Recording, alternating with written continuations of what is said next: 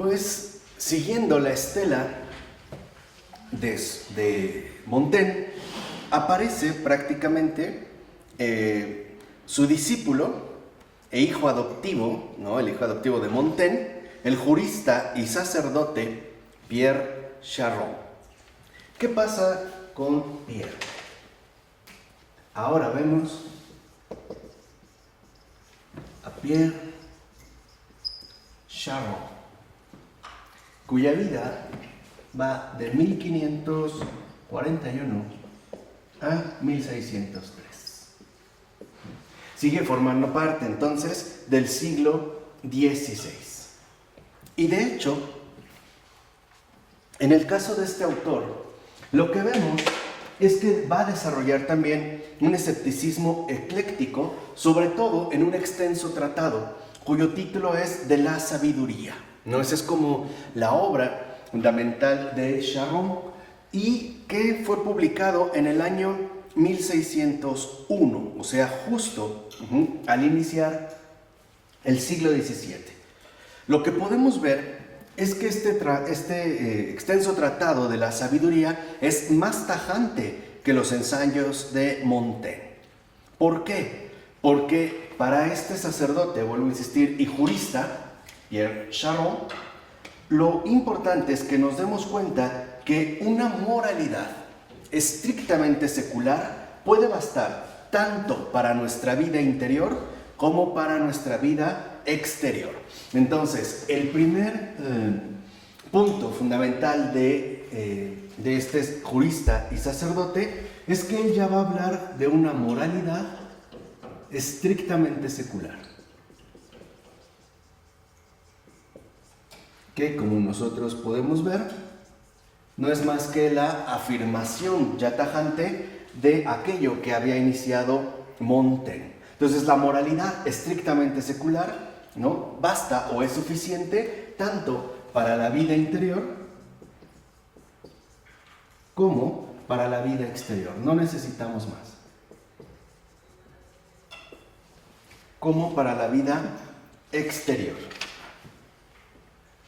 Por ello, Charron hará observaciones sobre las relaciones que pueden darse entre la religión y la orientación moral para el vivir que proporcionan la sabiduría y que, en último término, apuntan a sostener que mientras más independientes sean unas de otras, es decir, mientras menos relacionadas estén, o sea, la religión y la moralidad, entonces mejor serán las cosas. O sea, aquí en términos que ya nos pueden resultar familiares por las clases que hemos tenido de Charles Taylor, lo que podemos ver es que para Pierre Charron lo importante está en la distinción e incluso la desvinculación de la trascendencia y la inmanencia. Mientras más separadas estén, la cosa irá mejor.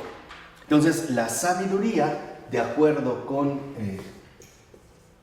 este autor, la sabiduría que él plantea o que él describe no es otra cosa más que la que proviene del autoconocimiento. La sabiduría, de acuerdo a este autor, no es más que el autoconocimiento, que, como nosotros vimos ya en Montaigne, aparece como una línea, ¿no?, central. Entonces, sabiduría no es más que autoconocimiento. Y, por lo tanto, el autoconocimiento ya no tiene que adquirirse a través de los libros, ni siquiera a través de otras opiniones, aun si se trata de la Biblia. Entonces, lo que vemos es que para Charron la sabiduría es autoconocimiento y, por lo tanto, ya no es revelación, ni tenemos por qué acudir, por ejemplo, a instancias ajenas a nosotros mismos. Pero lo que sí hay que entender es que esta sabiduría, ciertamente, no es una mera naturaleza mundana que permitiría, por ejemplo, a la gente astuta tener éxito en la vida. Y tampoco sería esa sabiduría metafísica que el clero pretende darnos. Más bien, Esta sabiduría, de acuerdo con Sharon, proviene de los filósofos y trata de persuadir y no tanto de ordenar. Y lo único que tenemos que hacer para adquirir esta sabiduría es mirarnos a nosotros mismos en nuestro estado natural. Eso es el autoconocimiento.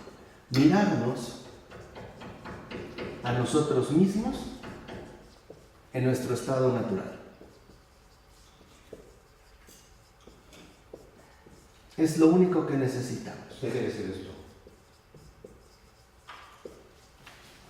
Lo que quiere decir esto es que lo importante radica en nosotros y, por ende, en nuestra propia situación natural. O sea, no tenemos por qué acudir a ninguna otra fuente de autoridad para poder conocer lo que somos. O sea, podemos decir que la sabiduría para Sharon es no depender de nadie más que de ti mismo. Esa es la sabiduría. No apelar a autoridades distintas. ¿Cómo qué? La Biblia. Ajá. Entonces, para saber qué eres, lo único que tienes que hacer es mirarte a ti mismo, ¿no? En tu estado natural. ¿Cómo la Biblia me revela cómo soy? Por ejemplo, si en el Génesis me hablan de que he sido creado por Dios, o de que si incluso, ¿no?, formo parte de esta humanidad sometida por lo menos hacia la inclinación al pecado, de esa forma. Entonces lo que él dice es, no, vamos a basarnos, ¿no?, en nuestro propio estado natural, y de ahí lo único que tenemos que hacer es poner atención en cómo somos. O sea, lo que está haciendo ya Sharon, a diferencia, más bien como radicalizando la postura de su tutor Montaigne, es negar cualquier tipo de autoridad ajena a uno mismo, así fuera la Biblia o cualquier otra. Lo único que necesitamos conocernos es a nosotros mismos y, por supuesto, en estado natural.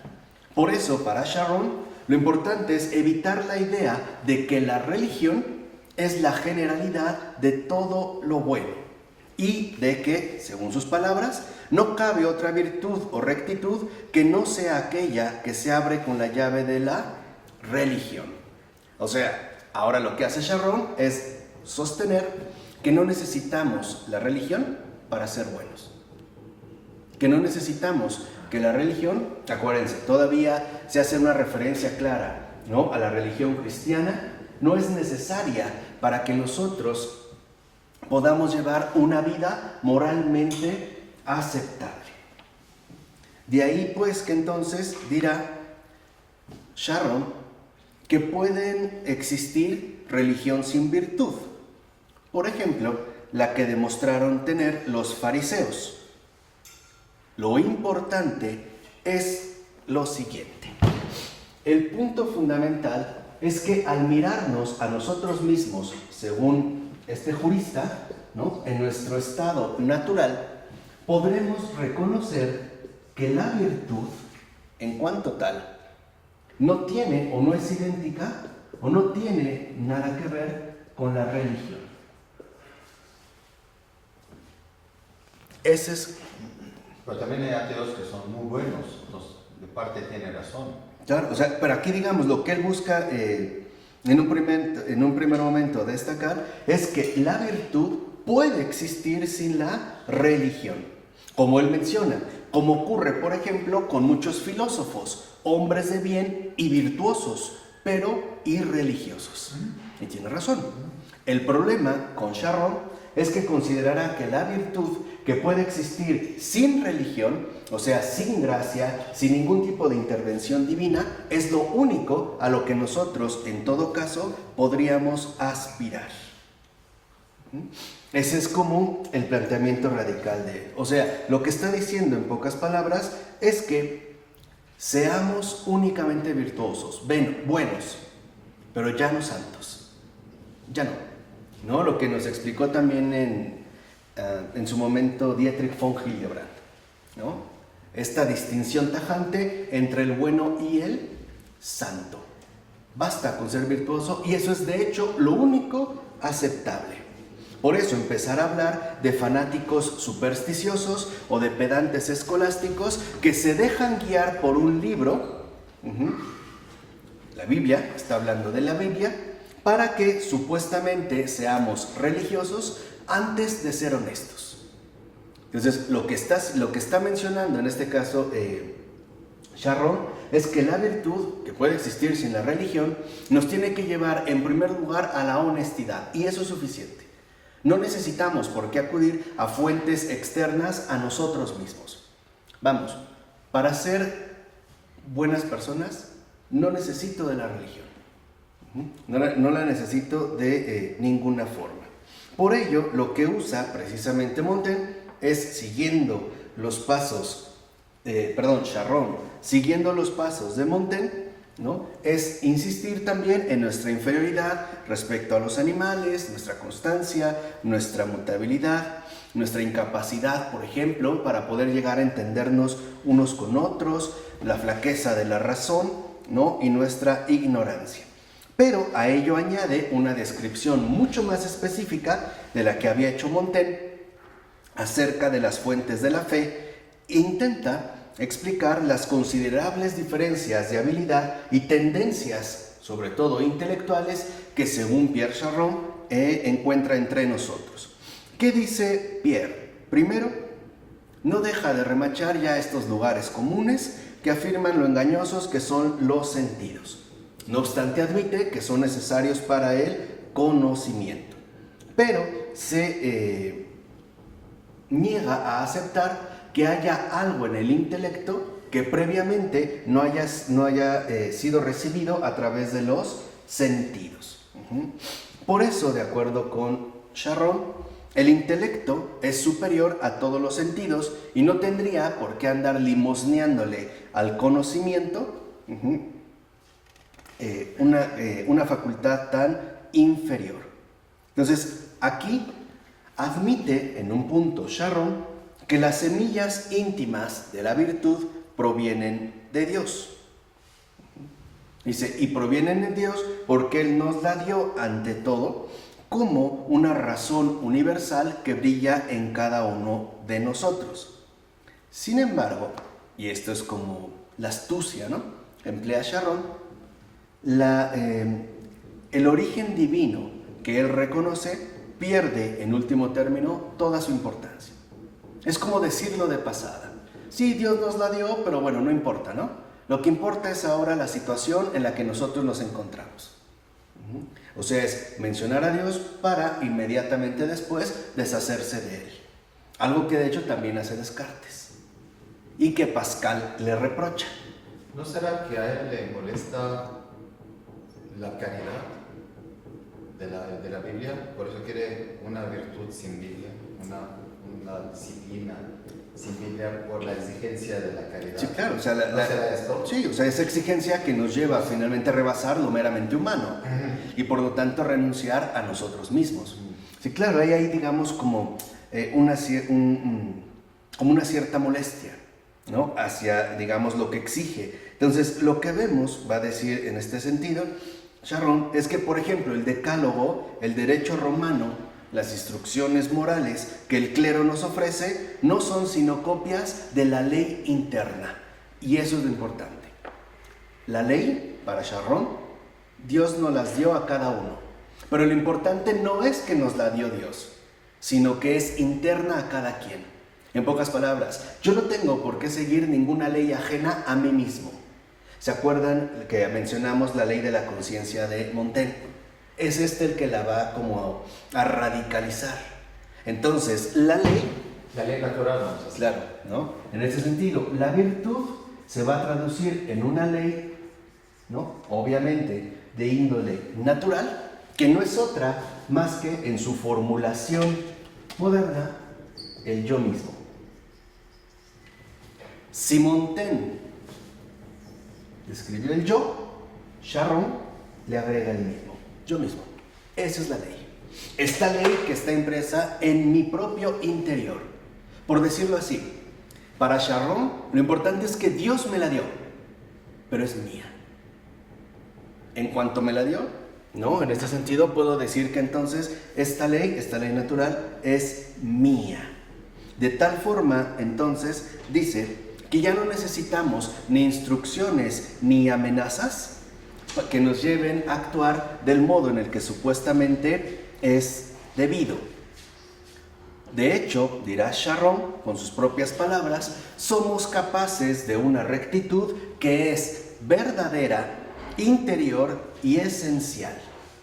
Y esto no por ningún tipo de consideración externa o proveniente del exterior. Ahora sí, ya podemos autogobernarnos. Dios nos dio la ley, es nuestra, y ahora sí, cada quien se puede erigir con una forma ya radical de autogobierno. Por eso insistirá Sharon que la única esperanza es que las personas piensen por sí mismas, se aparten de la costumbre, de las convenciones, de las creencias populares y que miren al interior de sí mismas, que es justo lo que insiste una y otra vez. Por ejemplo, la expresión kantiana de atrévete a pensar, obviamente por ti mismo, tiene una inspiración en Sharon. ¿Ya? O sea, se trata de que nosotros, ¿no?, podamos, en este caso, acudir a nosotros. Incluso dirá Sharon que debemos distinguir la posibilidad que hay de quienes se comprometen más consigo mismos de los que no dan este paso y se siguen, en pocas palabras, ¿no? Siguen enfrascados o atorados por el peso que le dan a lo exterior. Obviamente refiriéndose, por ejemplo, a la iglesia o a la religión en general. O sea, no necesitamos nadie que nos guíe, ni que nos oriente, ni que nos acompañe, y mucho menos que nos diga qué tenemos que hacer y cómo lo tenemos que hacer. Esto ya está en nosotros y somos nosotros los que lo debemos, en último término, implementar. Entonces, de fondo, tal parece que la incomodidad de Sharon no es precisamente la caridad, sino que alguien me diga qué tengo que hacer. Que alguien trate de poner en evidencia mi falta de autosuficiencia. Vamos, como que lo que molesta ya a Sharon es que alguien interfiera conmigo, ¿no? Que me quiera doblegar a un tipo de seguimiento que no tengo, en último término, por qué seguir. Por eso lo que va a decir Sharon es que lo más que podemos hacer es buscar en nosotros mismos y asumirnos como la única fuente legítima para el comportamiento y la ordenación de toda la existencia. O sea, en pocas palabras, Sharon hablará de una sabiduría que ya para nada tiene que ver con la religión. Esta sabiduría, ¿no?, radica en el interior de cada uno de nosotros y por lo tanto no necesitamos ningún tipo de auxilio externo. Podemos, como dije hace rato, ya podemos pues entonces autogobernarnos. Ahora, mencionamos, por ejemplo, que Maquiavelo, ¿no?, elaboró su teoría política sobre todo para intentar resolver los problemas que surgían en estos principados, ducados, es decir, ciudades, estados de Italia, ¿no? Hay una finalidad. Ahora, para Montaigne y Sharon, la política, al menos local, importa menos que la guerra, que trajo consigo la ruptura del cristianismo, obviamente por el surgimiento de la Reforma. Pero lo que nos ayuda a ver esta distinción es una de las más importantes raíces de la filosofía moral moderna. ¿Por qué?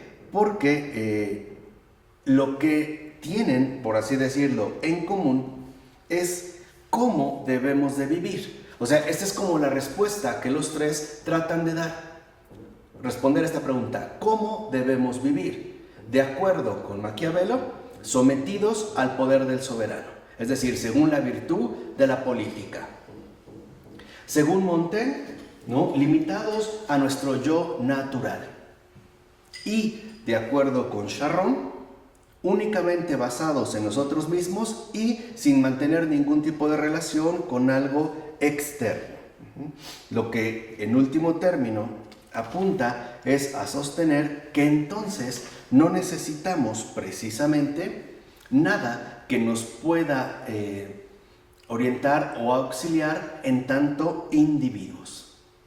Recordemos que Tomás de Aquino opina que Dios ha creado un mundo en el que las leyes que Él ha impreso, ¿no?, y que de hecho nosotros debemos seguir y obedecer, nos encaminan tanto al bien individual como al bien social, es decir, colectivo. En cambio, Maquiavelo, Montaigne y Charron se preguntan cómo puede orientarse la vida sin tener la garantía divina de que las mismas acciones impulsarán al bien tanto de uno como todos. O sea, aún así, los tres siguen teniendo cierta consideración con respecto a la cuestión del bien supremo. Pero en Charron, este bien supremo finalmente se va traduciendo en la noción del individuo. Y esa es la diferencia con Montaigne. Para Charron, la sabiduría no es otra cosa más que el individuo. O sea, lo va concretizando de una manera mucho más específica. Obviamente, hablamos del individuo natural. De tal forma que lo que Montaigne llama yo, todavía a manera de esbozo, con ciertos intentos, ya, Charron lo expone de manera clara justamente como el individuo. Esto es lo que va a tomar precisamente prioridad. De tal forma que entonces, lo que una vez habíamos comentado, ¿no?, esta capacidad de comunión, esta capacidad de integración social se va a ir erosionando poco a poco. Empieza pues a surgir el individualismo. Empieza ya a perfilarse de una manera sostenida y sobre todo, ¿no?, de una manera convincente para muchos de las personas.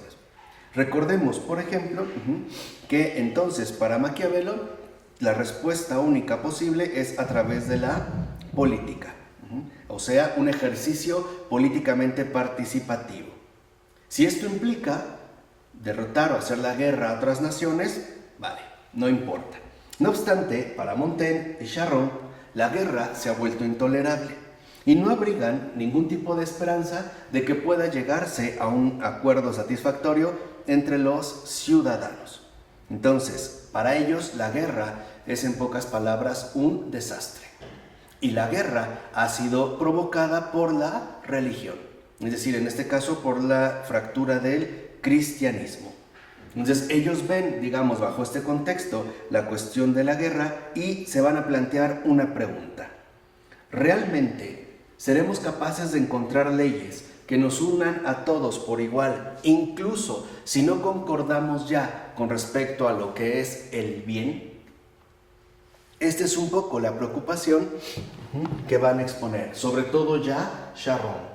Esta moralidad estrictamente secular es la alternativa que se presenta como vía para escapar a los conflictos religiosos que están azotando en este momento ya de manera tan drástica, incluso de manera tan dolorosa, a Europa. Entonces, la manera que encuentran de buscar una cierta estabilidad y un punto de acuerdo en común sería a través del énfasis que se le da al individuo y por ende como la única manera de escapar de los conflictos. Esta es ya la postura de Charron. ¿Puedes definir el individualismo? ¿Cómo se vive hoy? Digamos, aunque aquí está el germen, ya el individualismo que hoy vivimos consiste en sentirse ya una entidad totalmente autónoma e independiente, capaz de tomar sus propias decisiones, seguir sus propios deseos, sin necesidad de tomar en cuenta, por ejemplo, la vinculación social que tenemos e incluso la relación que podemos mantener con nuestro entorno exterior. O sea, el individualismo en este sentido es una obsesión consigo mismo, es obsesionarse consigo mismo, pensar única y exclusivamente en uno mismo. Ese es, vamos a decirlo así, como la cuestión del individuo que aquí se empieza a dar, como respuesta a una situación pues ciertamente lamentable, ¿no? Como fue la fractura de esta autoridad incuestionable que hasta entonces había sido la Iglesia, justo por la aparición de la Reforma Protestante. ¿Vale? En nombre del Padre, del Hijo y del Espíritu Santo.